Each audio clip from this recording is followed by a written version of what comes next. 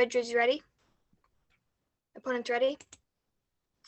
I will begin my time now. Hi, my name is Ella Pace, and today I'm debating on the con side of the resolution, the Electoral College should be abolished and replaced with the national popular vote. This debate should be decided using a cost-benefit analysis, meaning that the team that shows the greater benefits and the least amount of costs of their position should be the winner. My first contention is that the Electoral College benefits the entire country. Point A provides representation for all regions. It gives minorities like Iowa farmers and Ohio factory workers a voice in our country's elections. Because the Electoral College gives these groups more power, Republicans and Democrats have to reach out to minority groups, such as rural farmers, as well as those in urban areas. While it may sound unfair to give voters in smaller and more rural states more power than those in large urban areas, it is necessary to maintain balance nationally. For example, consider California and Wyoming. The population of California is 66 times greater than that of Wyoming, and if the voters in these states had equal influence in elections, Californians would drown out the voice of Wyoming every time. It is wrong to allow large urban groups to dominate the lives of smaller minority farmers. To prevent their voices from getting smothered, we need to give their votes more weight through the Electoral College. Point B protects against urban bias. According to Judge Gary Gregg, with the national popular vote, no candidate will care about small-town issues, and these rural values will no longer be candidate concerns. Candidates will only care about cities like LA and New York, leaving smaller places forgotten. With a national popular vote, it will not be worth a candidate's time to campaign in rural places, when they could go to large cities and be heard by far more people. In addition, they will have no motivation to campaign towards minorities, such as rural farmers, because these people can't provide them with a large number of votes. With the Electoral College, by contrast, candidates are forced to campaign in a variety of areas around the country, representing minorities and majorities alike. My second contention is that using electors is the best way to safeguard against uninformed and uneducated voters.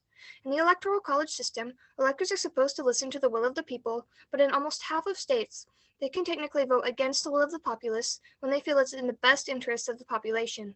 The Founding Fathers gave electors this caveat in order to protect against uneducated voters and leave the final decision about the next president in the hands of highly qualified individuals. According to Alexander Hamilton, the Electoral College is, quote, not perfect, but at least excellent, because it ensures that the office of president will never fall to the lot of any man who is not in an eminent degree endowed with the requisite qualifications. My third contention is that replacing the Electoral College could cause major problems in our country. Point A, conflicts. According to a recent survey by Pew Research Center, Democrats and Democrat-leaning independents outnumber Republicans and Republican leaners by 7 percentage points, which is why Republicans have only won the national popular vote once in a presidential election since 1988. When it comes to the popular vote, the Republican Party is at a distinct disadvantage because they target rural farmers and tend to dominate in less populated areas. With the national popular vote system, it would be highly unlikely that Republicans could take the White House any time in the near future. Throwing away a major party's chances of holding executive office could cause severe conflict between Republicans and Democrats, leading to protests, violence, and potential destruction in our country. Point B, one-party presidential race. By taking away the Republican Party's chances of obtaining the White House, a national popular vote would create no competition within the presidential race. Without a significant challenger, the Democratic candidate will have little or no incentive to improve, make responsible decisions, and campaign towards those who disagree with them. In addition, if the country already knows that the Democratic candidate will be the winner, why would they bother to follow the presidential election or even vote at all? By taking the Republican Party out of the running for presidency, a national popular vote would hinder the presidential election. To recap, the Electoral College should not be abolished because it ensures that all parts of the country are represented, guards against uneducated voters, and would be impossible to replace without causing major problems. Thank you. All right, by the way, is Carol a guest of any of you? Okay. Yeah, I think she's my guest. Okay, great. Sweet. So I have 4 minutes on the clock for our second constructive speech when you're ready. Okay. Judges ready? Opponents ready? Okay. Starting my time now. Hello, my name is Dhruv PRO, and I'm speaking on the pro side of the resolution. The Electoral College should be replaced by a national popular vote. After extensive research on this topic, my team and I have decided that the winner of this debate should be decided using the cost-benefit analysis method, meaning that the team that provides a greater balance of benefits versus costs should be awarded the win. My first contention is preservation of democracy. Point A, democracy. At the most fundamental level, the people make up any government. This means that the power should stem from the people, and anything other than this will be against democracy. Democracy guarantees that people's voices are heard and their rights protected. Government is made so that it can serve the people. But when a system like the Electoral College drops votes and goes against what the people say, that is a flawed system. Subpoint B, unequal representation. A major flaw within the Electoral College is the unequal representation within the system. If we look at the ratio of voters to populations, we find that Vermont has 1 voter for every 208,000 people, while Texas has a ratio of 1 voter for every 760,000 people. We are all equal as humans, so it means we must all have an equal voice in government. Why should some people's voices have more weight than others? That is unequal and against democracy. In an unrestricted democracy, 1 vote must equal 1 person. When this changes, corruption and oppression are present. In order to defend democracy and the spirit of the Constitution, the Electoral College must be abolished. It restricts the rights of equality that every person is endowed with, whereas in a direct national vote, everyone's voice will be heard. Subpoint C, the Constitution. If we turn our attention to the Constitution, we know that the United States revolves around power to the people. The college is turned into an institution that is against the spirit of the Constitution. The college's outcome may not even align with what the majority of the people want. This is a clear obstruction of democracy. As you can see, the pros method has far more benefits, such as giving a voice to people, as compared to the cons, many costs. Subpoint D, dropped votes. Another one of the Electoral College's innumerable flaws is dropped votes. The winner-takes-all method makes it so that when a candidate wins the support of an entire state, they can do so with only partial support. This means that people's different opinions within the state are already suppressed and aren't heard at a national level where they could be supported. My second contention is corruptible. The Electoral College is a weak method of voting. This is susceptible to corruption. The college has a 4 times higher probability that a small interference will change the course of the election than a direct vote. The chance of a successful interference from 0 to 1% random corrupted votes is 11% in the college versus the 2% of the direct vote. Faithless electors are electors that vote on their own free will rather than what the people want. This is a serious threat to democracy, and this is what the con supports. My third contention is representation. Subpoint A, voter neglect. The college creates a key flaw in the elections, presidential campaigning. Due to the winner-takes-all method, some states are guaranteed to give all their votes to a certain candidate. Opposing candidates will make no effort to campaign in these safe states. However, if the state is a swing state, campaign after campaign will be made in an effort to win the state over. In the 2016 elections, 11 states accounted for 96% of campaign events. The 34 small and medium states got no attention, and the largest states only got 1 apiece. Subpoint B, voter inclusion. The pros method allows candidates to not be confined by states deemed safe by plurality and allows them to campaign wherever they please with no boundaries to restrict them. This allows candidates to activate voters who may be suppressed by plurality in their state. The pros method also allows people to have a real impact on the vote for their president, where they otherwise may not be heard under the Electoral College. The pros method has far more benefits, such as giving representation to all people, unlike the cons flawed method, which favors bipartisan states whilst having higher rates of corruption. As you can clearly see, the cons method has and will keep restricting democracy. Not only is the Electoral College susceptible to corruption, but also it distributes power among states in an irresponsible manner, to where millions of people's voices are dropped. A direct national vote is guaranteed to have equal representation for every voter and for everyone's voice to be heard. The pro simply has the better case and far more benefits as compared to the flaw-ridden plan of the con. Thus, we urge you to cast a pro ballot. Thank you. All right, I am starting a 1-minute prep time period.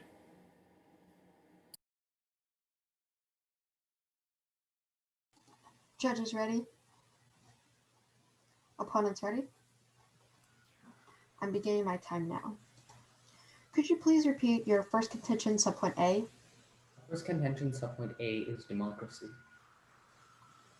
Could you please repeat your third contention tagline? Our third contention is representation. Wouldn't you agree that with a national popular vote, smaller rural areas would not be as represented? This is not exactly true because just because a smaller state has different views doesn't mean that everybody in that state has those exact same views. So for instance, let's take a small state such as Rhode Island.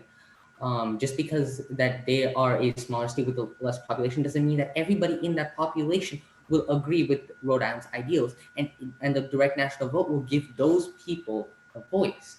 To add on, minorities are oppressed in the Electoral College as well. The Electoral College does not give a voice to minorities either.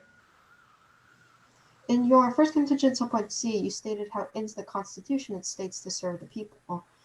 The Electoral College, though, was also written in the Constitution. So wouldn't you agree that would be what our founding fathers would want our system to be? We never stated that the Electoral College was against the Constitution. We stated that it was against the spirit of the Constitution because the Constitution was based on democracy, and the Electoral College does not support democracy.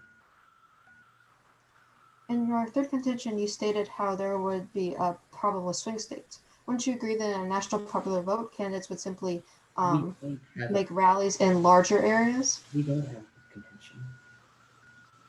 Your second contention, subpoint A. Okay.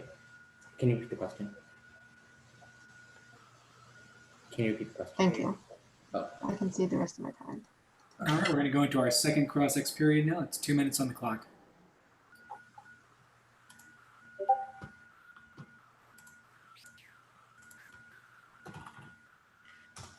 All right. Judges ready? Opponents ready? I will be starting my timer now. Explain why it's fair that a president can be elected even though most people didn't vote for them. Well, the idea is that the Electoral College provides a larger amount of representation to the smaller rural states. Places like Wyoming and Rhode Island, with the national popular vote, would simply be drowned out. The majority of the Californian urban or Texas urban voters would simply drown out the idea, and the Electoral College was created by our founding fathers in the Constitution to protect against not only uneducated, uninformed voters, but also to provide equal representation. We were based on a federalist ideology that states that all the states are equal to themselves. That's how the elections are run. All the states have their statewide elections in their states and then add up the points to be determined with the electors to the United States. All right, thank you. Now on to my second question. The Electoral College dropped the votes of people, thus going against democracy and going against the spirit of the Constitution and the ideal of a democratic country that our founding fathers intended. How do you respond to this? Well, the ballots are not simply dropped. The election is held in each state, and the winner of each state then has their electors towards the total election votes. But don't you believe that minorities in each state won't be able to won't get support from outside help and will just get oppressed in that state? Well, the Electoral College actually helps minorities because it gives smaller states and regions more power to speak up and have their says in the United States election. But what about minorities in larger states such as California that don't exactly appeal to the ideals of those large states? Well, in places like California, everyone still has the right to vote, and the majority of Californians, say in the last election, voted Democratic. That means that that's the state that they chose, and that's the state that they want to represent. All right. I'm going to start a timer for 2 minutes of prep time beginning now.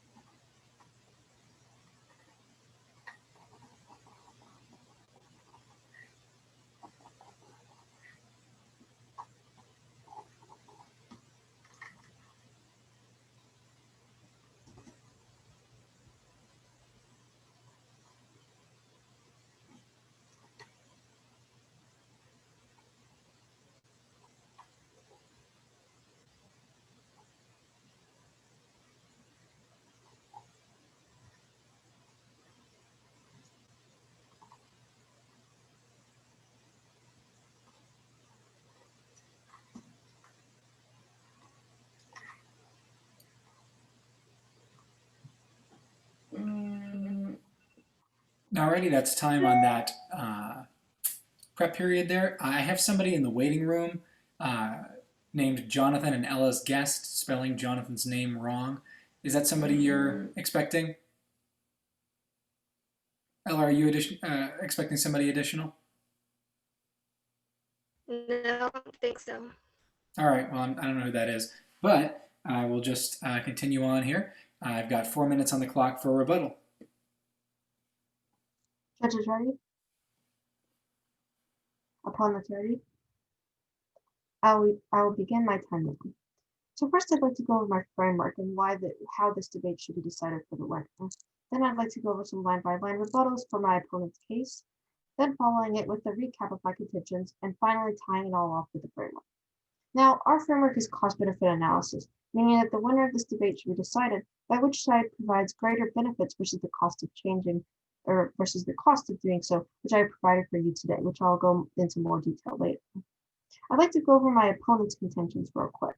My opponent's first contention, democracy, subpoint A, stated how the democracy is built on the power of people, which is still the case in the Electoral College. The Electoral College has been going for 250 years, and it was decided by the founding fathers to be a good equal representation idea. There's subpoint B, they stated that there was unequal representation, but the Electoral College provides representation for people who would not have representation with the national popular vote. Smaller rural areas would get more representation so they could still have a say in how our country runs.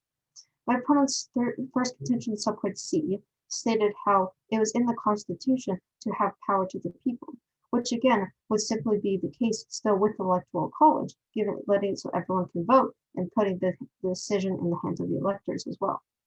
My opponent's first contention, subpoint D, stated that there would be dropped votes, but the votes are still counted in each state, and the elections take place in each state, which is how our federalist kind of society works, and then their electors are counted towards the total vote.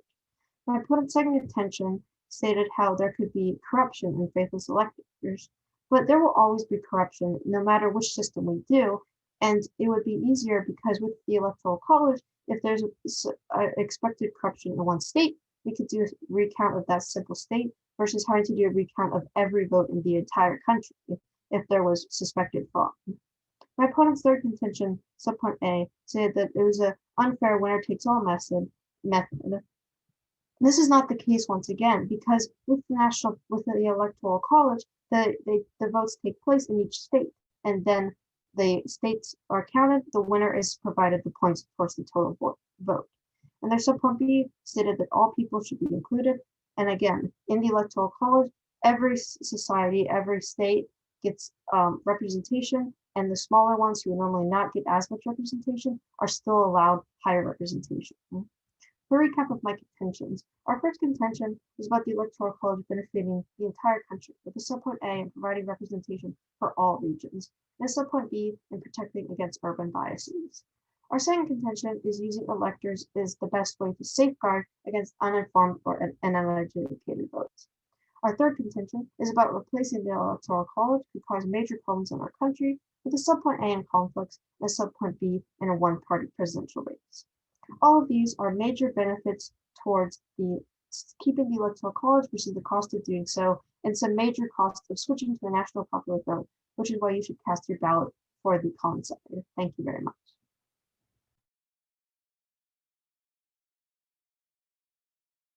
All right, we're going to go into another 4-minute rebuttal period, beginning when you're ready. All right, judges ready? Opponents ready? All right, I'll be starting my timer now. During this debate, me and my partner agreed that the best method to judge this debate is using the cost-benefit analysis method, meaning that the team that provides a greater collection of costs versus benefits should be awarded the win. Now, before I go into the line-by-line rebuttal, I'd like to address some issues from cross-ex.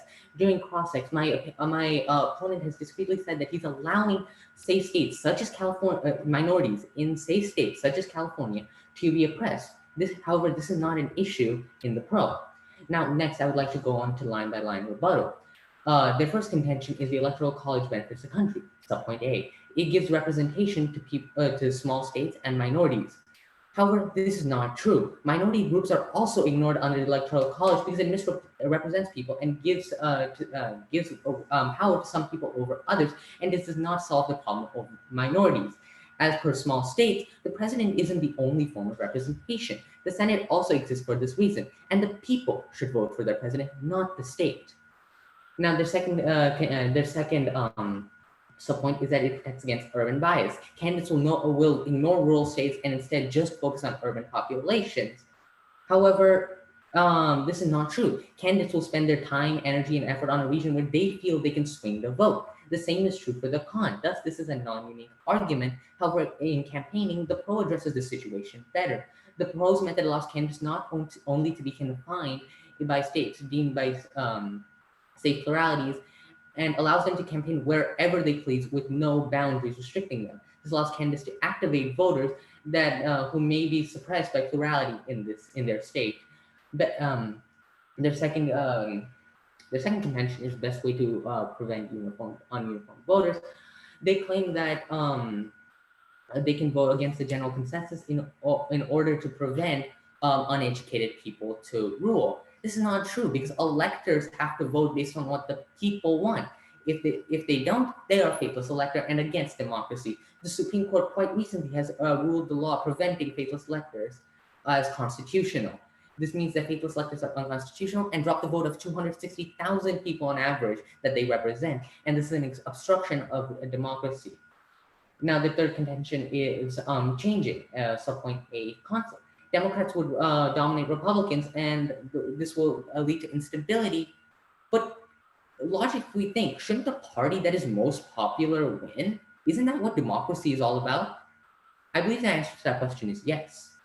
Now, I'd like to go into subpoint B, one-party race. Well, they claim that one party ruling at all times will be a bad thing, because it causes less growth and incompetence. Well, if it does cause less growth and incompetence, then people won't support that party anymore and switch. Therefore, if the Democrats suddenly become incompetent, then people switch to the Republicans, and then the Republicans get the say. So my opponents are proving the pro's case. Finally, I would like to go over my own case. Contention 1, preservation of democracy. Subpoint A, democracy. Subpoint B, unequal representation. Subpoint C, the Constitution. And subpoint D, drop the voices. My second contention is corruptible. And my third contention is representation. Subpoint A, voter neglect. And subpoint B, voter inclusion. As you can clearly see, under the cost-benefit analysis method, the pro clearly brings more benefits to the table than the con's cost and flaw-ridden plans. So we urge you to vote in favor of the pro. Thank you. All right, I'm beginning a 2-minute period for prep time now.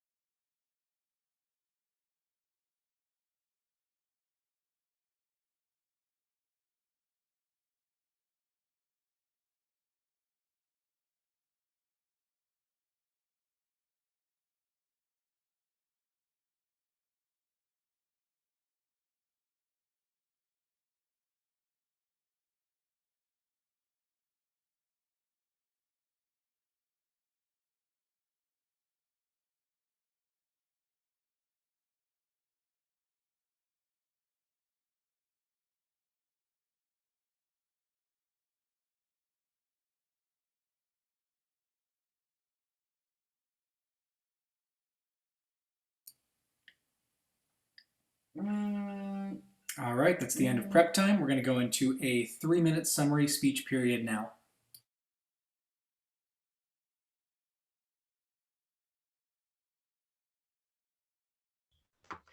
Judges ready? Opponents ready? I will begin my time now. First, I would like to recap my framework and contentions. I will then weigh the impacts of my and my opponent's cases and list some voters of this debate. My framework was cost-benefit analysis, meaning that the team that best shows how the benefits of their stance outweigh the costs should win this debate. Our contentions were that the Electoral College ensures that the entire country is represented, guards against uninformed voters, and will be difficult to replace. This debate comes down to letting populated urban areas decide the fate of the entire country, or allowing our president to be decided by a diverse group of educated people.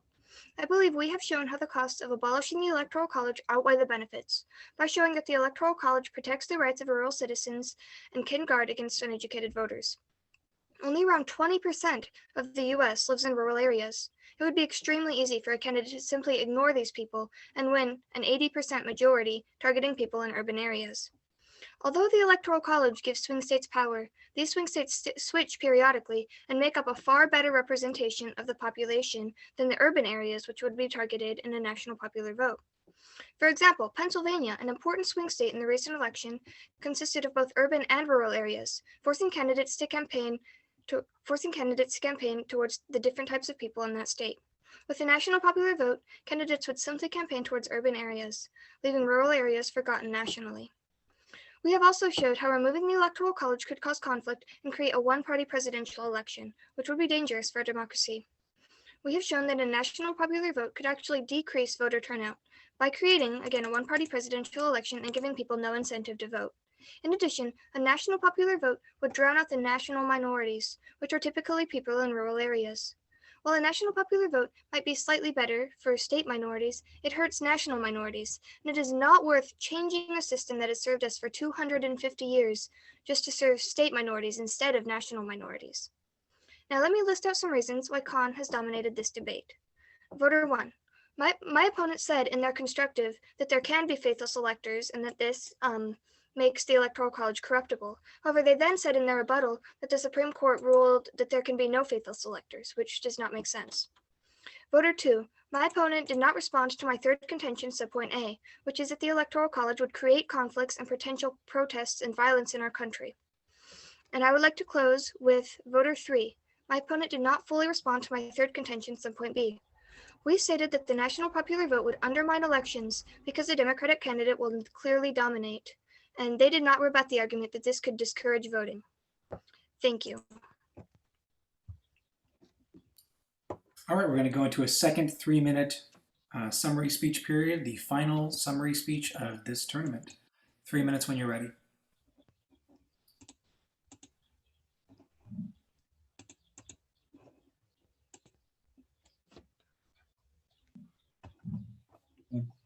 Judges ready?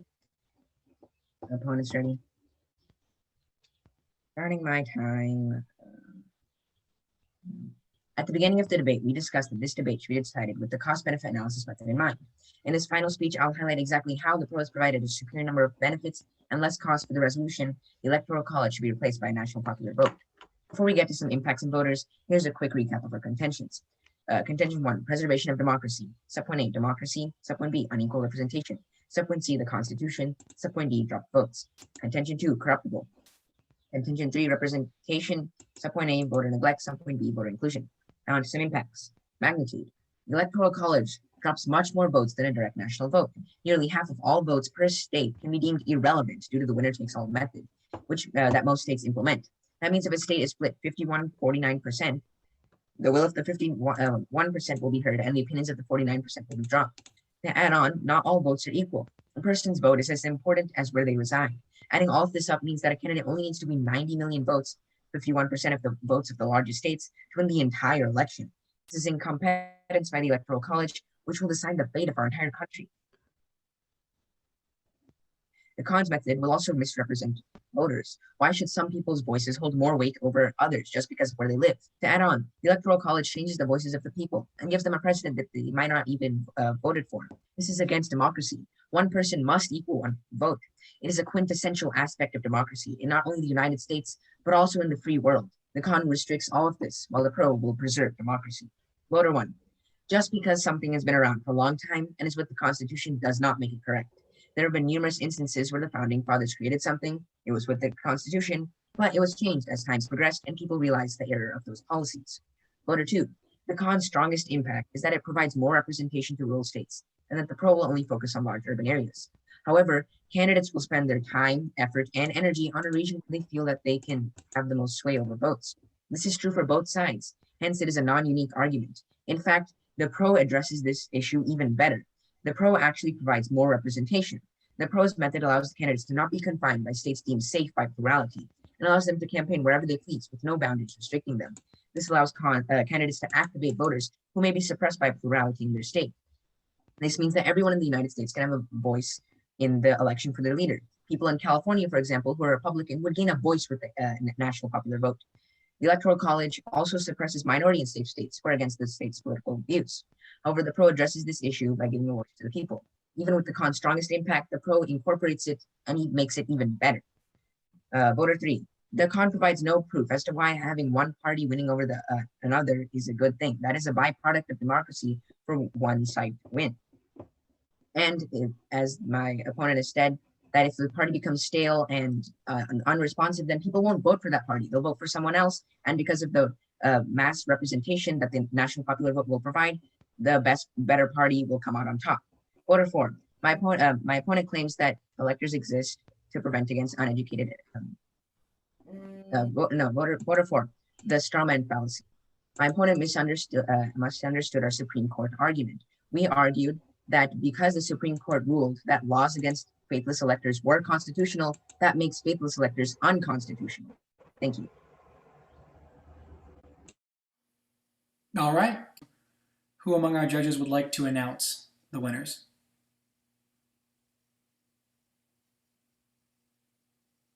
Joseph, why don't you do it?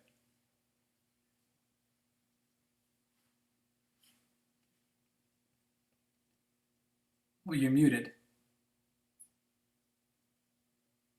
Can you guys hear me? Yes, indeed. All right. Well, ultimately, judges decided that pro wins final. And I wanna note that this was a split decision. It was not a 3-0 decision. It was a 2-1 decision in favor of the pro debaters. So everybody got votes in this round. Is there any specific feedback that our judges would like to offer our competitors here at the end? You don't have to take that much time at all, but if there's anything you'd like to offer either team or both teams, feel free.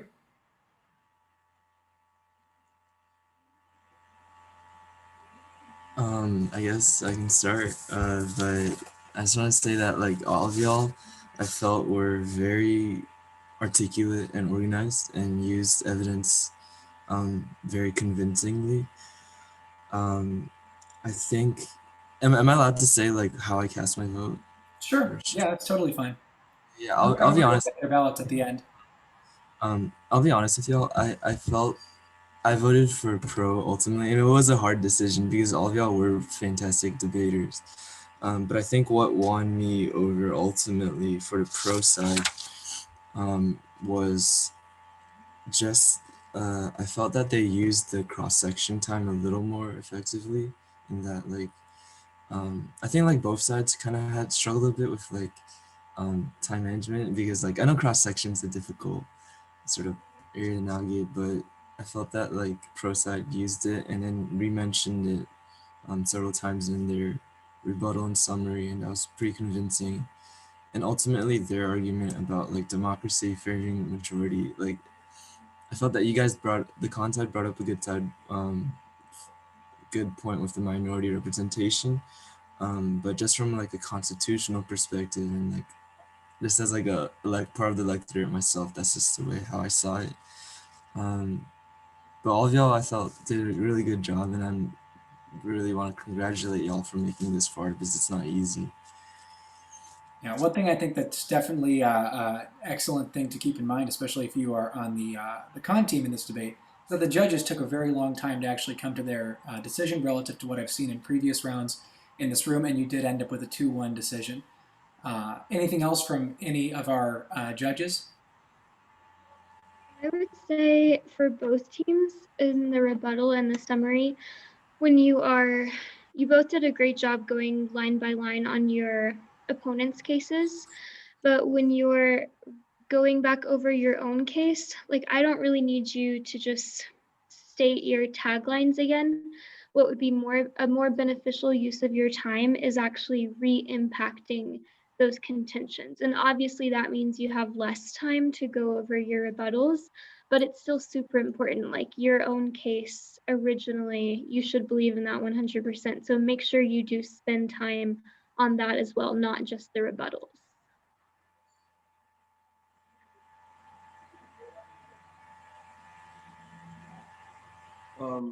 Okay. I guess I'll provide my general thoughts. I gave a lot of written feedback, but I'll give just some of the more general thoughts I had, which were, for one thing, I felt like both sides definitely gave good reasoning, and I didn't have any real criticisms of like speaking or anything like that. But I felt like there was kind of a bit of speculation about what things would be like without the Electoral College, without a reference to a specific policy, like the idea of, we'd be better off without it because, the will of the people would be reflected. But then there wasn't like a specific, okay, and that benefit would be materialized in this, and that's why we'd be better off. Or the Electoral College, we should keep it because we're better off having it. But like there isn't like a specific policy. Like there's kind of like a general talk about which values are being included or excluded and what is fair and what is not fair. And those are great debates and those are important things. But under the weighing mechanism of cost benefit analysis, all of it always has to be tied down to, okay, but which is better for the country? Even if it's hypothetically unfair, you could have an unfair system that's beneficial for the country. I feel like a lot of the debate got tracked into debates about fairness that weren't tied to the weighing mechanism necessarily, though they could have been. And I would say that's a point that applies to both sides overall. Great. Well, thank you so much. Thank you to our fantastic competitors and our wonderful judges. I appreciate all y'all's hard work on both sides of this equation. Couldn't do it without either of you, so I'm glad you're all here. And I'm glad we had a great tournament. Judges, I'll be in contact with you more over the remainder of the day, and as we move into the future, we're going to have more tournaments in the future, and so looking forward to bringing folks back who would like to judge again in the future, and I'm looking forward to seeing our debaters in our meetings coming up in the future. I really quickly like to say thank you to Jonathan and Ella for debating with us, and I really think you did a phenomenal job.